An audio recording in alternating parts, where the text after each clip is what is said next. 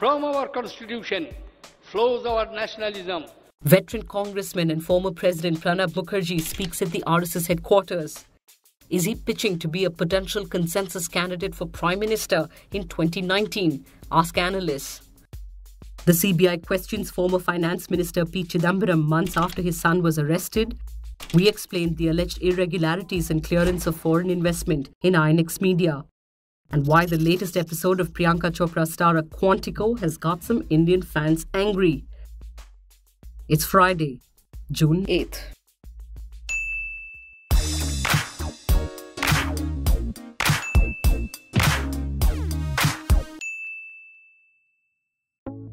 Ex-presidents don't often take political center stage, but Pranab Mukherjee isn't about to walk into the sunset. In arguably the most anticipated and now dissected speech in recent times, Pranab Mukherjee, who sparked a fierce row in his party by agreeing to speak at the RSS headquarters, addressing Swayamsevak, said he was there to share his understanding of the concepts of nation, nationalism, and patriotism. Our nationalism, Mukherjee reminded the Swayamsevaks, flows from our constitution. From our constitution flows our nationalism. Any attempt at defining our nationhood in terms of dogma and identities of religion, region, hatred, and intolerance will only lead to the dilution of our national identity. The soul of India resides in pluralism and tolerance. India's nationhood is not one language, one religion, one entity. As the veteran congressman held forth in Nagpur, the Congress party, many of its leaders, remember, had expressed deep reservations about Mukherjee giving legitimacy to the RSS by agreeing to speak there, tweeted, "Today is a very fitting day to bring you all a primer on what the RSS really stands for. Pranab Mukherjee's decision to accept the RSS invite has been baffling, primarily because the lifelong congressman has been a fierce critic of the Sangh and had even moved a resolution over the alleged terror links of the RSS during a Congress conclave in 2010. Well, there is much informed speculation. Senior political analyst Neerja Chaudhary argues, at the risk of overreading this, Mukherjee has, with this one decision, positioned himself as a serious candidate for the country's top job in 2019 in a scenario that is increasingly becoming open. She further says the opposition's unity is yielding electoral dividends, but its Achilles heel remains the absence of a leader who is acceptable to all those who matter and is able to instill confidence that India will be in safe hands. Can Mukherjee be that figure? Can he, with his experience of troubleshooting and hands-on administration, be the antithesis to the flamboyantly articulate Modi, and for that reason, acceptable? Mukherjee, who has often lamented the growing acrimony in politics and the consequent impasse in parliament, is clearly working to pitch himself as a nationally acceptable leader, ready to engage with even his ideological opponents. But what's in it for the RSS? For the Sangh, getting a Congress veteran and former president to its event is a feather in the cap. Given that the political scene is opening up with the united opposition yielding results and a hung parliament in 2019 becoming a possibility, the RSS may be preparing for any eventuality. In the event of a non-BJP coalition coming to power, the RSS would certainly like it to be led by someone who believes not in the politics of hostility or vendetta, but in the policy of live and let live. Senior Congress leader and former Finance Minister P. Chidambaram was questioned by the CBI for 4 hours. This was in connection with alleged irregularities and foreign investment clearance in INX Media. His son, Karti Chidambaram, was arrested in connection with the case in February this year. The CBI has accused Karti Chidambaram of entering into a criminal conspiracy with Peter and Indrani Mukherjee, directors of INX Media. Let's understand the case.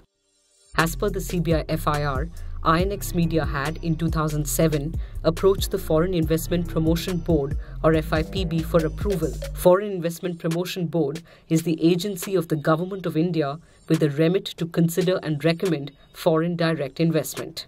Now, the quantum of FDI inflow approved by the FIPB for INX Media was only 4.62 crore rupees. The board also did not approve the downstream investment by INX Media in INX News.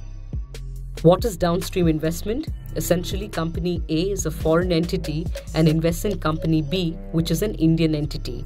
Now, if Company B invests in Company C, which is another Indian entity, then it's downstream investment. So, contrary to the FIPB approval, INX Media made a downstream investment of up to 26% in INX News and generated more than 305 crores of FDI in INX Media.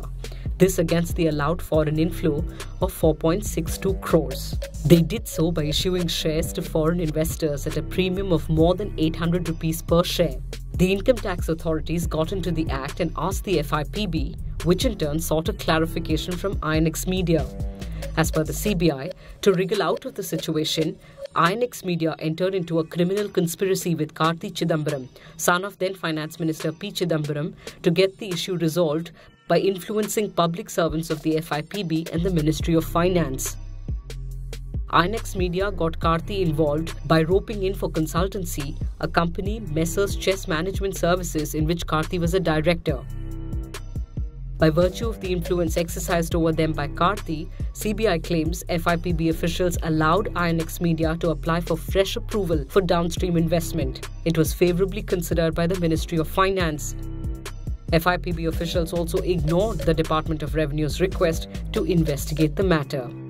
The CBI claims Advantage Strategic Consulting, a firm indirectly controlled by Karti, was paid 10 lakh rupees as consultancy fees. Invoices worth 3.5 crore were also raised in the name of companies in which Karti Chidambaram has substantial interests either directly or indirectly. These invoices, the CBI claims, were falsely generated for market research consultancy or acquisition of media content. That money, they allege, could have been a payoff. In a statement last year, Mr. Chidambaram had said, FIPB approval is granted in hundreds of cases. The 5 secretaries who constitute the FIPB, the officials of the FIPB, Secretariat and the competent authority in each cases are public officials. There is no allegation against any of them. There is no allegation against me. Every case was processed according to law. The government, he said, was using the CBI and other agencies to target his son and his friends. The government's aim, he claimed, is to silence his voice and stop him from writing. A California judge, Aaron Persky, accused of repeated leniency towards privileged white sexual offenders, has been voted out of office.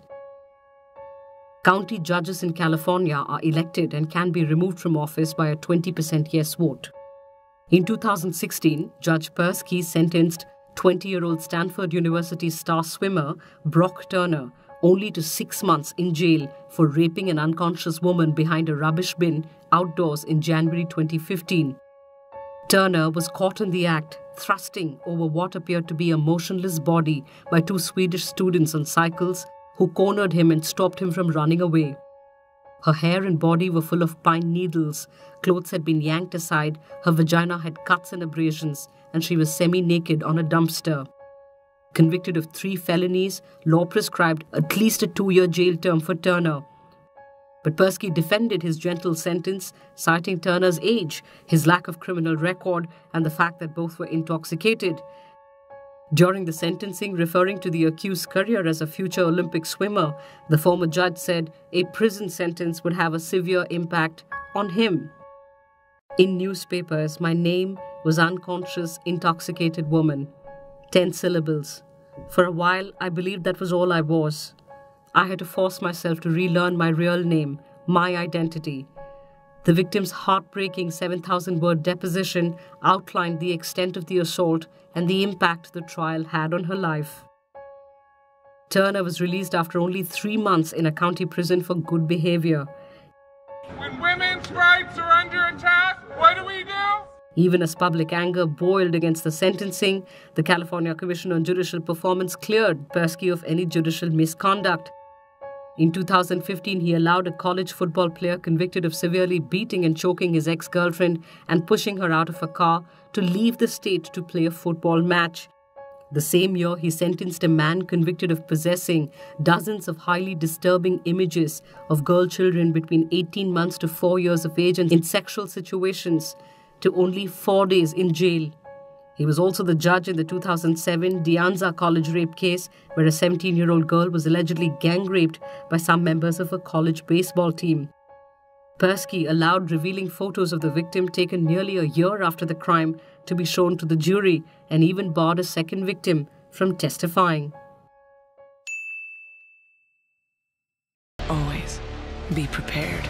Priyanka Chopra's starrer American television drama Quantico is in hot water. And no, we aren't referring to the host network ABC's May announcement that the show was being cancelled for consistent low ratings. The show's June 1 episode has proved to be controversial for a plot twist involving a Hindu terrorist. In the episode, the terrorist pretends to be a Pakistani and attempts to bomb Manhattan during an Indo-Pak conference over Kashmir. Priyanka Chopra's character discovers one of the accused wearing a Hindu prayer bead and foils the plot. The episode also makes an unimaginative chicken tikka and naan reference and shows an Indian origin FBI agent more than happy to quote-unquote take down the Pakistanis. The plot has not gone down too well with several people. Chopra, seen as a cultural ambassador for India in the West, has been trolled on Twitter. Others have hit back, saying all's fair in love, war and fiction. That's all for this week. Miss us. We'll see you again on Monday.